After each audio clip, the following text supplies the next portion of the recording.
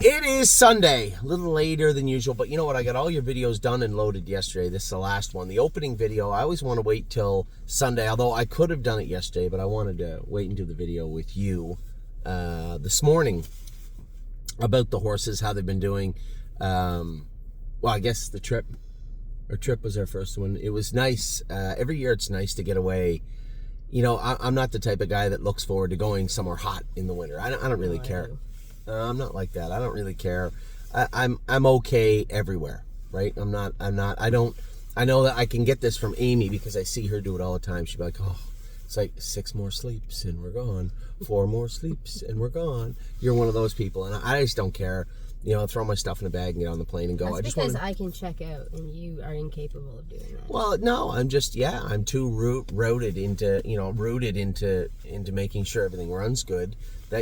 Although I'm in Mexico and it's hot and we're sitting by the pool and having some drinks, I'm always watching the races to see how the horses did and then making sure we update people. I don't have a problem with that. People are like, oh, you need to disconnect everything.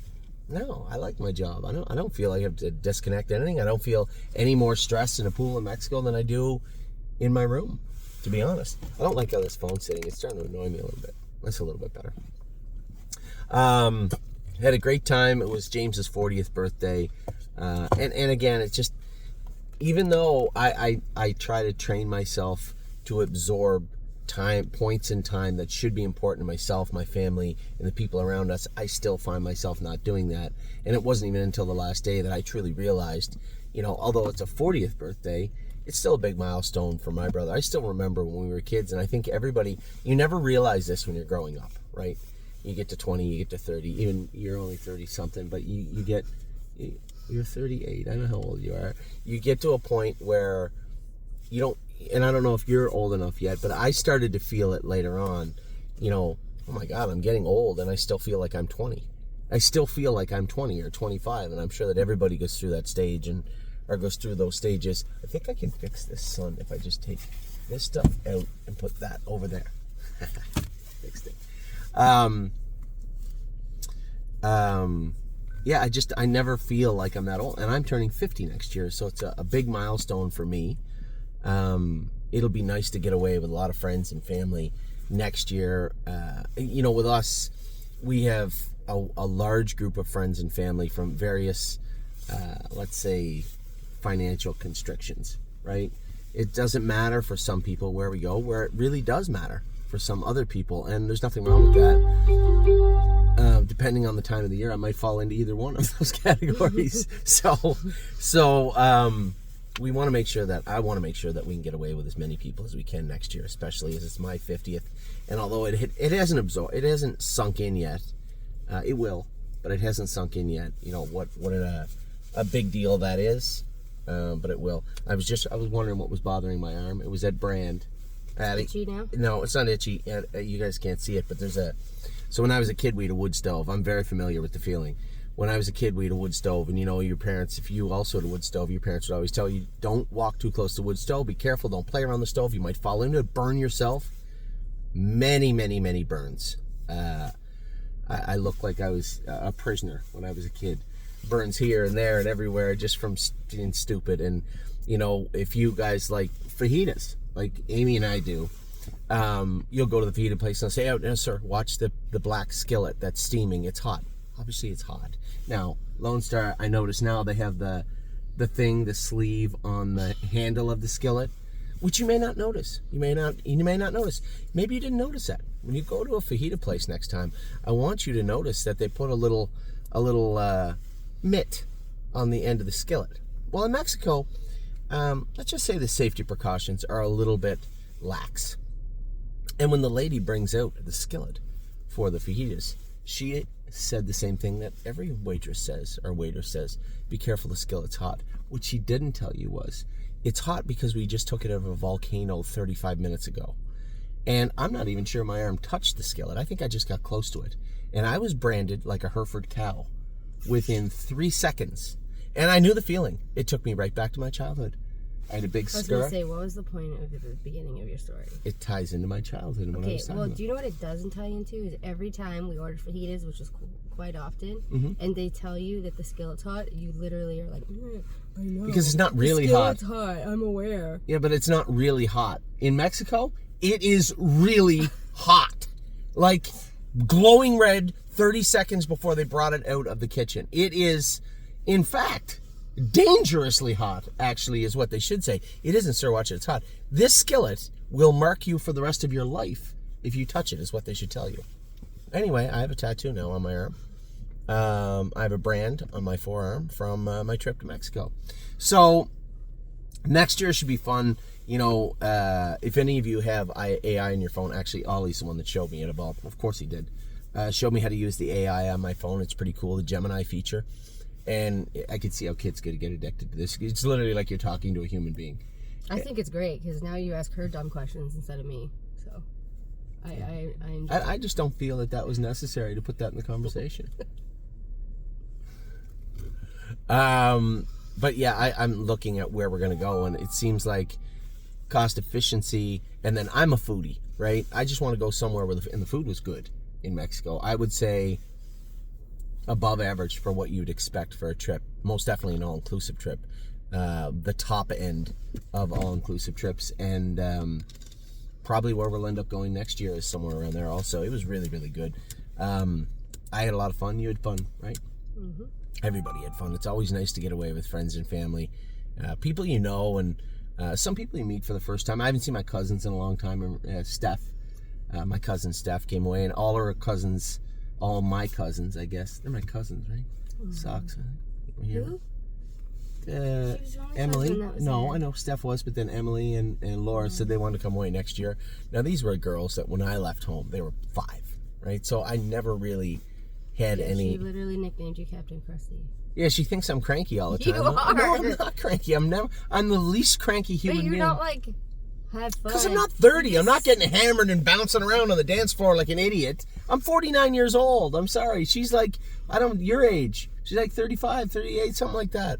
It's just not me. So, I mean, I want to sit in the pool and drink. Captain Krusty. I want to be beside the pool. We should name more stuff. I want to go to restaurants. I want to just relax. You know what I want to do? I want to have my life just how it is now, just with a little less exposure every day to work when I'm gone away, and nice weather and good food. That's it. Yeah, we're the couple that he gets the cabana and sits by himself. First day I got burned. And I get really drunk at the swim-up bar. That's pretty much what we are. Yeah, there's nothing wrong with that. I want to sit in the cabana and be comfortable. I don't need to sit in the sun and get burnt to a crisp. I didn't get burnt. I didn't say you did. I did once. You did get. We both got burnt. My chest is all burnt. My arm is definitely burnt. That's a different burn. That's a different burn. But that's how we are, right? I can get a nice little burn, get heated up, sit in the cabana, have some drinks, eat some lunch. I don't need to go. I didn't go there to get a tan. I know that women are different than men. I didn't go there to get a tan. I went there to hang out, drink, which I did. And if I was burnt, then I crawled into the cabana and go to sleep. Now I know what to get you for your birthday next year. What, a cabana? Yeah. No, one of the UV t-shirts. You don't have to worry about hiding in the cabana.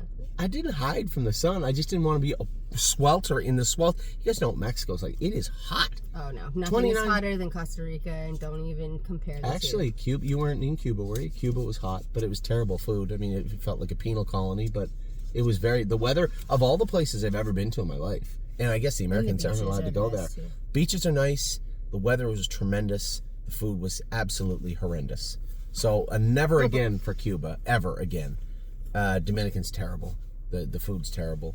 Mexico, you're right. Costa Rica was nice. And Jamaica was always nice too. I would rank it up there. The food was good for what you'd expect for all inclusive. But Mexico was a little bit better. So it'll probably end up being there next year. It'll be a lot of fun. Anyway, moving on. You think it's okay to move on? You don't have anything to make fun of me about now? Nothing more? You said you wanted me to talk more, so...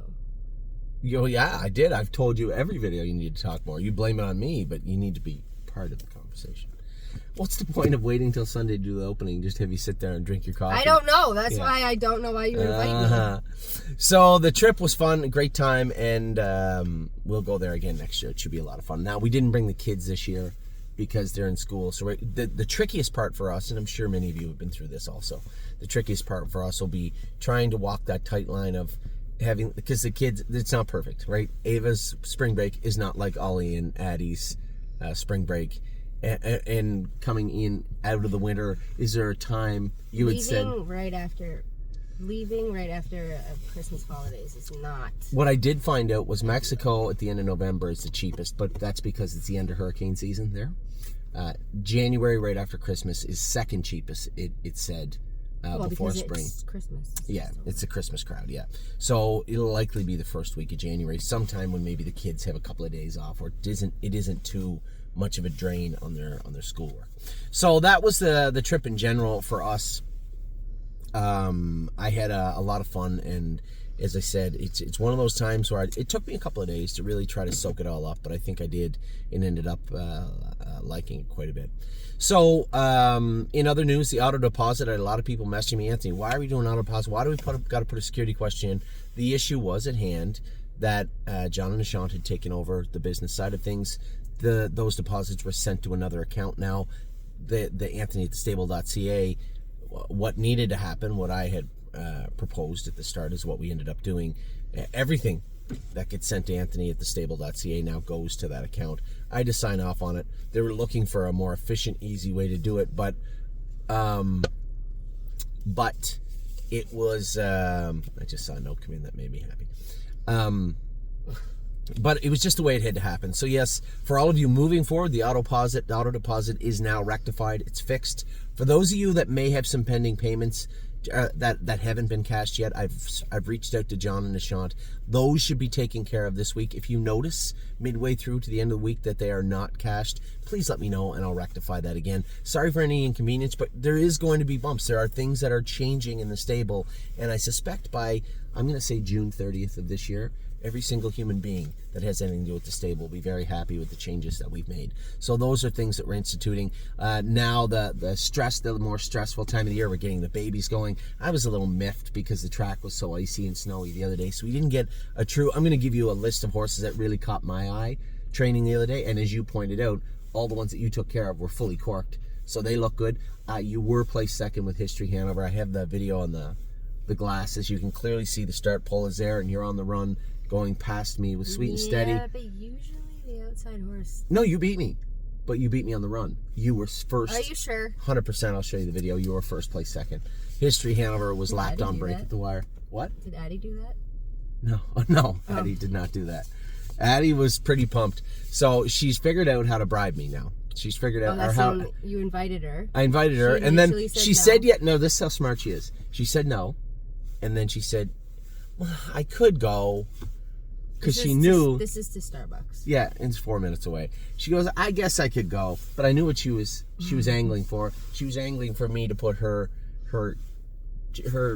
booster seat in the front. That's what she was looking for. And I said, well, I guess I could put that booster seat. Oh, I'll go then. I knew exactly what she was doing. So we went over to Starbucks and got it. And then you almost smoked someone getting out of the So what happened was, can you at least set the stage? No, what happened was, this is not I will tell the story. The driveway's a little icy, so I went to back up, and we were slipping a bit, so I hit the gas and then caught a dry patch. The car went flying down the driveway, and there was a guy coming down the road, but our road is 40 feet from a stop sign. The guy was creeping down the road. Clearly, he saw me coming. He's like, what is this idiot doing? And I got to the bottom of the driveway, where it was icy again, and slid a little bit. It was unorthodox. It looked like a teenager was stealing a vehicle. It looked like Ollie was stealing a vehicle. I don't even think Ollie would do that. Anyway, I saw the look on his face, and then of course I looked to my left. Here's Amy coming down the road with Ollie. So she bore witness to the dysfunction that was me trying to back out of the driveway 100 miles an hour. Okay, I admit it happened. Enough. I don't want to talk about it.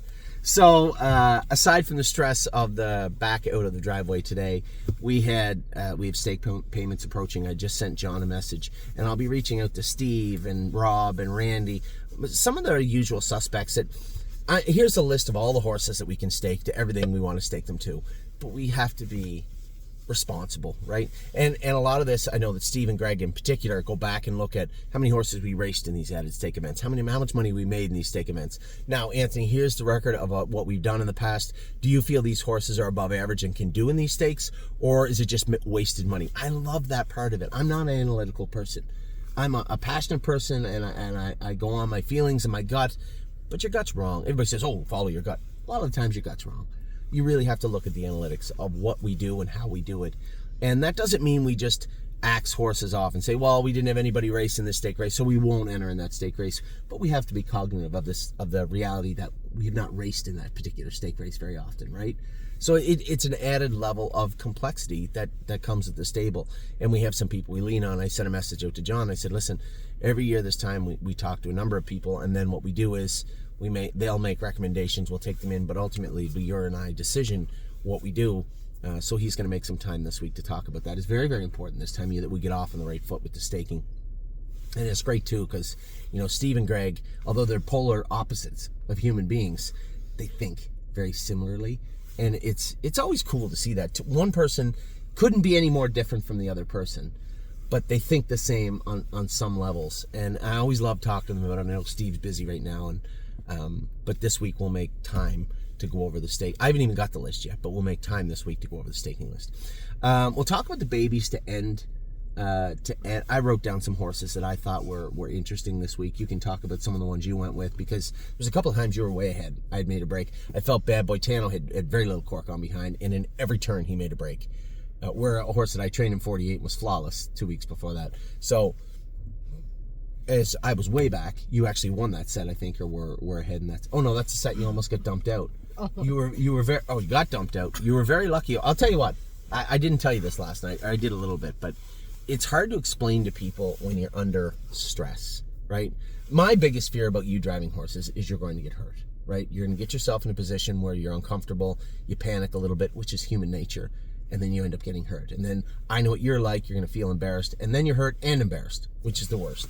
So, I watched the little CSI the other day. I stopped where you went into the disc. So Amy got dumped out from, what's her name? Money's Tied Up. Everybody was fine. Jog cart was fine. The horse was fine. Amy was fine. But all those things remember, you weren't even, I don't even think we were dating when Curtis got hurt bad that time. Were we? No, I heard. I've never seen a human skull swell as much as Curtis McDonald's did that day. I literally thought he was going to die. It was just a stupid thing like yours was. Hit the snowbank, got dumped out, and bang, hit his head on the track or the ice. And he I would think he would have a helmet on, but however it happened, his head had a knot on it, the size of an apple.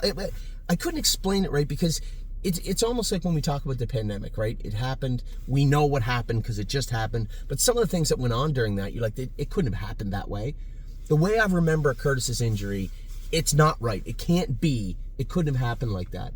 And I remember how scary it was at the time.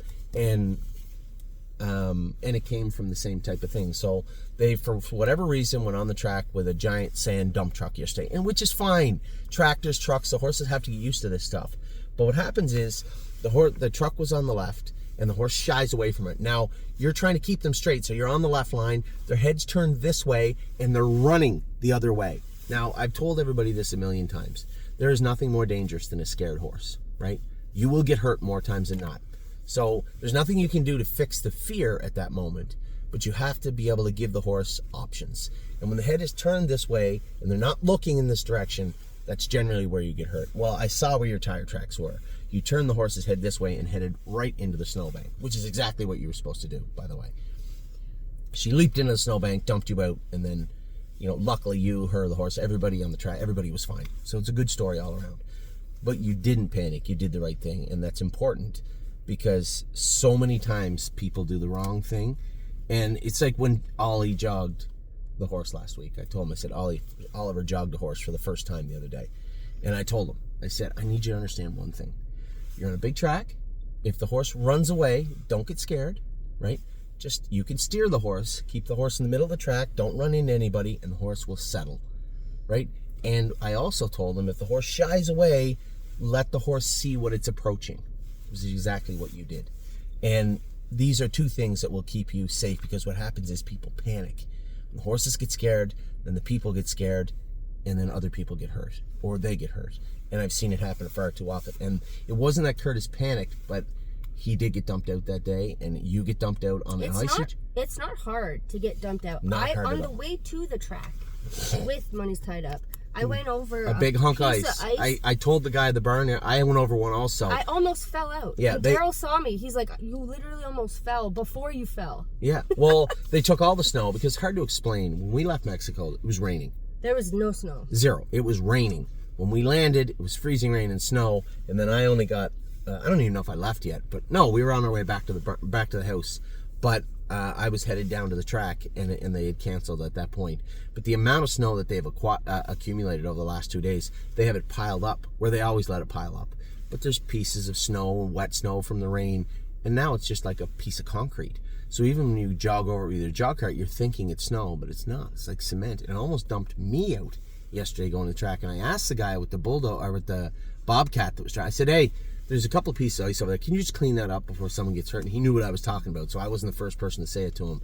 But they were over there trying to clean it all up.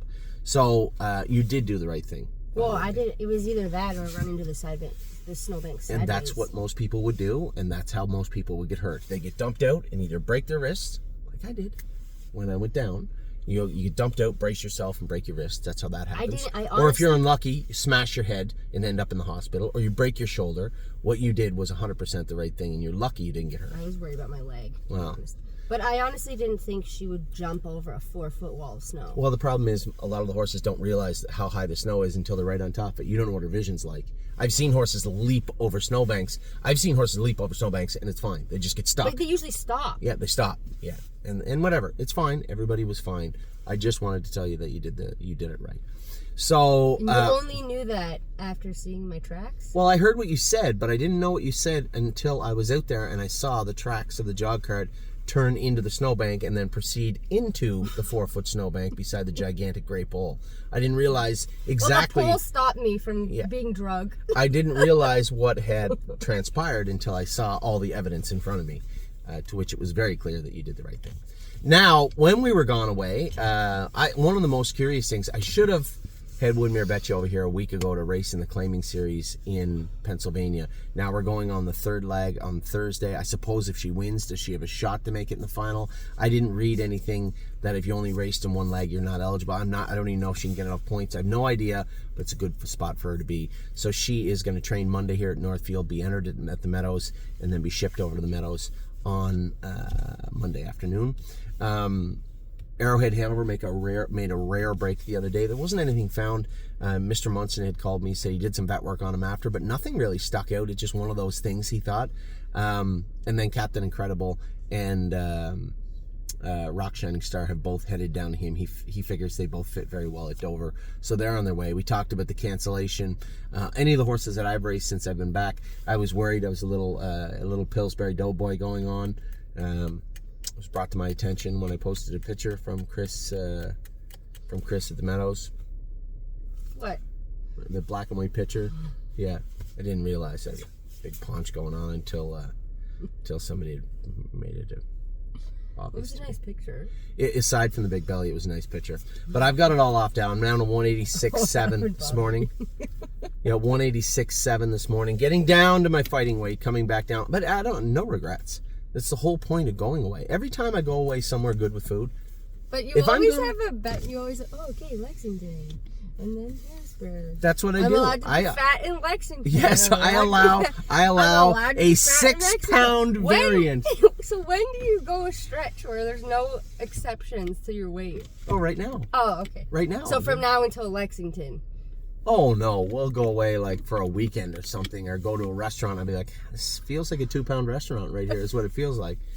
But I have a 6-pound variant for Lexington, Harrisburg, 6 pounds, Mexico for sure. 6 pounds, and I don't drink a lot. But when you go away to Mexican, when in Rome, when in Mexico, do as the Mexicans do. Sugar drinks, and because you don't even drink beer. I'm not a big beer guy. I might have had 2 beers when I was there. Where if you look at James, do you know how many beers he drank? I don't know how they eat food. and drink that much. James McDonald consumed, how many did 24? 20, I was going to say 23. 23 or 24 beers in one day. What kind of a sicko does that? I don't know what his weight looks like, but I'm going to tell you one thing. He might have a little King Kong Bundy going on underneath his suit also. So James consumed 23 or 24 beers on his birthday, and Curtis had them all on video. It was a lot of fun. Never mind. Enough of that. So, 3-point blue chip race good. It was nice to get him back going the other day. If I move him, he wins. I just could not possibly move him the way that he had been racing, but I expect a repeat performance from him next week. He raced very well. Spitfire Overseas, somebody said, he looks terrible. Well, his gait looks good. Is he weak? Yeah. Did he get beat by an inferior horse? Yep, did so. But he finished second. And as long as we continue to see progression from him, I'll be happy. Between the Meadows and Miami Valley would be a good spot for him. And I initially said Ontario, but I just don't think he's got it in him right now to be over in Ontario. But he may get there at some point. And then yesterday I was second, just beat. I couldn't tell. I was looking right to see who was on the far outside. If I had looked at the TV, I'd realize I was beat this much. I couldn't tell if I was first, second, third, fourth, or fifth. They were all right across the track yesterday, and he raced really well, but he needed that trip also. And then HB Liz Shadow raced well also. You know, Time Is On My Side's race went in 54. Liz Shadow was 54-3, so I think that's fair because HB Liz Shadow's a nice horse, but he is not Time Is On My Side. So I think both of those horses raced good. We have 6 in tonight. I'm excited about that. Are you not excited about that? I don't mind. I always liked having a bunch of horses in one night of ours, like coming out of our barn. Yeah, I usually am not awake for the race that I'm paddocking in. So you're in the 8th. I think you can be 12th. Who's in the 12th? Trosa. I thought he was in the 8th. No, you're in the 12th? That's late for you. I'm warming up after the 9th, so I'm definitely not in the late 8th. shift tonight. So I was happy with the way the horses raced this week. We had a great last Sunday. I'm wondering how Drebin is going to be tonight. Which Drebin is going to show up? I hope he'll do well, and he's in a good spot. We have 2 or 3 horses that have great shots tonight, and I'm excited about how they'll potentially race. Now, the babies. We're going to finish our video with the babies. I'm going to give you a list of some of the babies that caught my eye, or there's 2 on here that caught James's eye so far. That'd be Caveman, Pioneer, and Making Green. James says, on the pacing, he said, I love Landlubber. He does work great, well-bred. I'm sure he's going to be a nice horse. There's a number of horses that James likes and makes reasons why he likes them. And the good news is he doesn't dislike any of them. But he said the 2 standouts so far are Making Green and Caveman Pioneer, which is good to hear. Haley Moore's horse, Caveman Pioneer, James is very happy with. And in regards to Making Green, I'm happy because I love this guy's brother. And this guy seems to be the type of horse that is that good, like ready for landing good, but without the ready for landing craziness, which is a very important thing. Now, horses also that caught my eye this week. Cirrus, our boy Cirrus, was good. Your horse, Cover My Short, was good. And a little bittersweet this week. You know, we had sold the mother, Eyes of 10. Oh, yeah, I'm sure you feel bad. No, I didn't say I felt bad. I just said I was just more of an informational thing. I was just letting people know we sold her. And the daughter kind of get under my skin this week. And depending on how she qualifies, she might find herself in the open market next week also.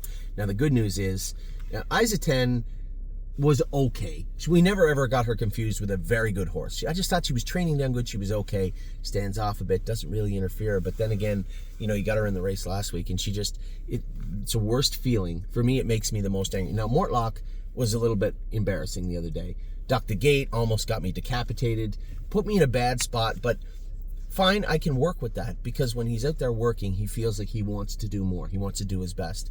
Whereas Eyes of 10's Pretty Eyes and Lies, as soon as we went to pick up speed, she just rolled off. She didn't want to participate. There's nothing I hate more. Nothing I hate more than that. And these are 2 very, very different situations, because clients have asked me, well, you had Mortlock and made a break and looked terrible, and then you had Pretty Eyes and Lies and made a break. Differentiate the 2. Well, I can easily differentiate. Yeah, and I know what you mean, because even like, it was like she trained down perfect. It's just exactly like her mother. They train well, and then they get to like 2, 3. Well, they all have a ceiling. They start hitting, and she's got to decide if she can deal with it I or did not. A whole almost. And so far, she's saying no. The whole video I did the other day was trying to explain it, and I had to explain to one of our clients. I said, Anthony, you said she trained down great. She did. I'm not going to sugarcoat it, and I'm not going to downplay how the horse are training. If they're training good, I'll tell you they're training good. But they still have to go past some hurdles. They still have to turn those corners. And Pretty Eyes and Lies, you hit it right on the head. She has to want to be a horse. And if she doesn't, You I can't don't have do anything time. about it. But they'll make racehorses in other places. But I am not wasting my time, your time, everybody's time trying to race a horse that isn't sure. Like White Tiger never put out an honest effort in his life, but he was just supremely talented. Where if you raced him in the place he could do well, he did. I know it frustrates you when I bring up White Tiger. It's almost like he's your son or something. He's a nice horse. Did you see he was first and second in his last two? Yeah, I did. Yeah. Happy for them. I don't feel that you really mean that. I'm just happy to see. I like the horse was a likable horse, but we got a lot of money for him, and yeah, you don't know how close I was to buying him back. Actually, I don't want to hear it. Okay, I won't tell you then. We're never giving him back now that guy has him. He's 10 years old. Can we let it go? It's not the Smithsonian, all right? Can we just let it go? You need to appreciate horses that I appreciate them all, but you have to put understand. us in a position. Listen, I wasn't going back to Sweden for Lawmaker. I'm not going back for White Tiger. Get me started on that. Will you stop? I haven't liked a horse since that. You don't like any horses? No. Why? Why? Because you've broken me. I've broken you. Okay. So I, on the other hand of Amy, I'm like a teacher, right? I'd like to have good kids in my class that want to listen and do their work. But when it's time for them to graduate and go on to new and better things, then I'm okay with that also. And that's how kind of I view the stable. I fully appreciate what Lawmaker did for us and what White Tiger did for us and what Oso Pine and every horse before our horses did for us. But there always has to be tomorrow and the next day and the day after that and next year. And I don't mind moving the horses sometimes if it means it's the right time. And it was the right time. We were sold White Tiger for a lot of money. It was the right time.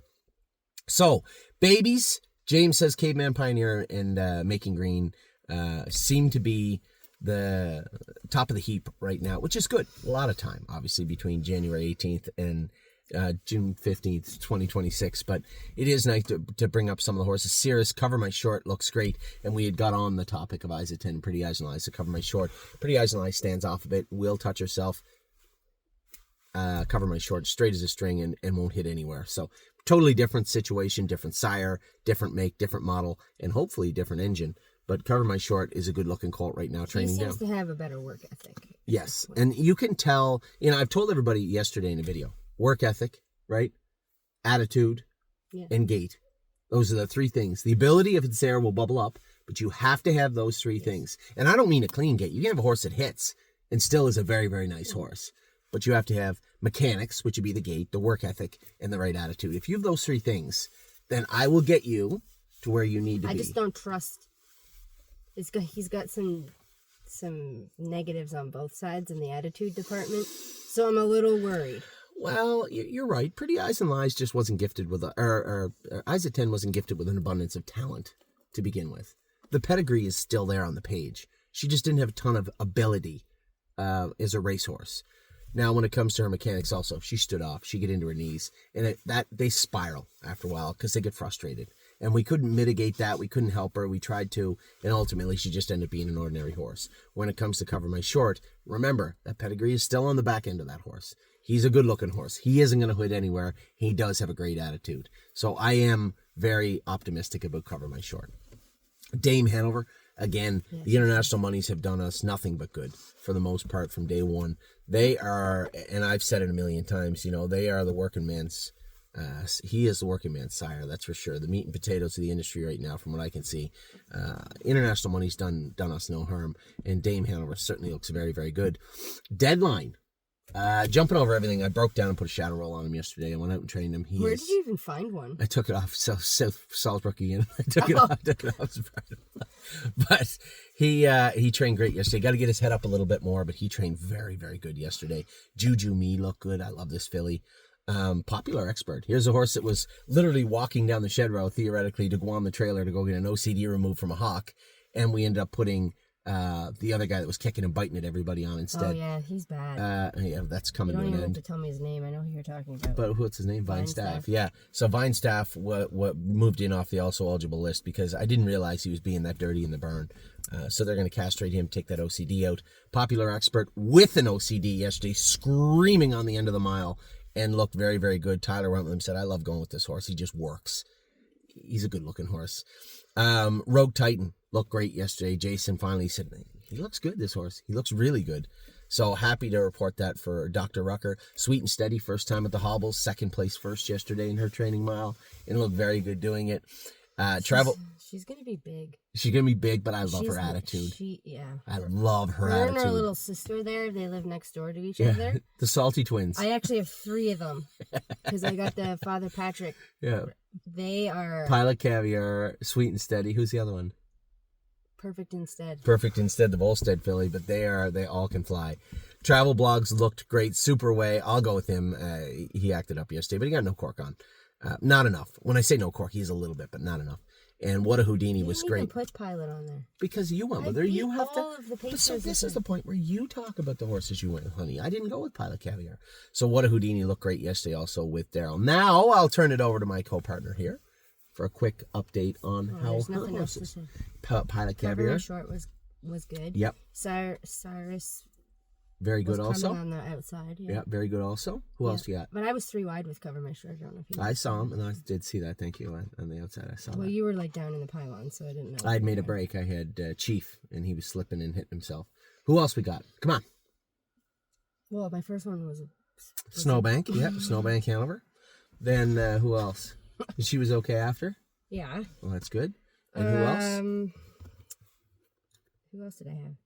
History. Oh yeah, that was it. Made a break at the wire. Because I scratched myself out of the thunder. I saw out of the thunder snow. Yeah. They actually called it lightning snow. I read a report last night. Oh, Aaron showed me on his phone. He said, a thunderbolt. Yeah. I have the video. I'm going to post it, and you can see I swore a little bit. So Jesus Christ, that caught me off guard. It was loud. It scared everybody in the barn. Especially when you're not expecting it. Who expects thunder in a snowstorm in January? It was loud. It was like a big clap of lightning. And they said there was 9 strikes of lightning in the northeastern Ohio area. Oh, good. You guys were out there in my dog cart. Well, what are you going to do? But yeah, it was History Hanover was great. You know, he was placed second, but he was trotting very good, and I got a very good look at him going under the wire. I'll post those videos for you guys today too. I just hadn't got a chance to get around to it yet. But I was gonna say great day of training. It was a horrible day of training because the track was just slick and snowy. I didn't think we were gonna be able to train because on my way to the barn, 31 degrees. Could not see. The blizzard was chunks of snow coming down were this big. Yeah, it was very weird. It was. I was like, what the hell? I did not know this was gonna happen. Yeah. Then I got out of the car and it was like warming up. Yeah, it was 31 degrees and when I then pulled in. the sun came out. Yeah, I told Eric, said, if that sun comes out again, I said, we won't be able to train, we'll be in a swamp. But it didn't come out again, and then the thunder snow came. So yeah, I was like, there's no chance we're training. We got trained. I was very happy with some of them. Passed some of the ones that made a break. Botano in particular, I looked at his shoes after. There was no shot. He was getting a hold of the track. But I'm very happy with, like I said, a list of horses that have been training down great and looking great. Hopefully, now this Wednesday is supposed to be -1, and that's the only day it is not going to be and that's Celsius, minus double digits for the next 2 weeks. So the only day, it's qualifying day also, the only day it is going to be remotely comfortable. Pretty Eyes and Lies. I'm not going with her. No, I can go with Pretty Eyes and Lies, but we also have Capistrano Nights. No. Yeah. You're just going to start booking off now already, are you? She has to qualify. We have a couple that are getting very, very close to qualifying. But happy. Overall, I've been happy and excited. Really happy of the reports out of Ontario. I did get a chance to talk to Brady Galliers yesterday after I had done my video. He went with Leland Hanover, said he liked him a lot, so he's ready to qualify. James is asked to school Love Sensation once more, shockingly enough. We have Love Sensation. ACDC did school yesterday. I got a report afterwards about him schooling. And Go Boom, who, as I said, everybody's just going to have to hold on for a little bit. We'll get him there. We'll get him squared away. I'm not completely confident that he's squared away perfectly yet, but I do have a plan to fix that. He won his schooler, but he said he was a little rough in the first turn and more rough in the last turn. I know why it is. It's his feet. So we're gonna look to rectify that in the very near future. But as of right now, you're all up to date. We turned it into a 39-minute video. Not bad. Not bad. A little 39-minute opening for everybody. So, happy with the way everything's going in the barn. Obviously, we're trying to get everything squared away and set up. It's always a setup, right? Stake season's over, we want to set up for sale season. Sale season's over, we want to set up for stake payment season and getting the babies trained. And then we got to set up for, steak season it's now coming. There's always what's next in the barn, and I'm pretty excited about what's next for us. I hope you are too. We have 6 in tonight. Good luck to everybody. I hope you have a great night at the track. I hope you're having a great weekend. We'll talk to you all very soon. Goodbye.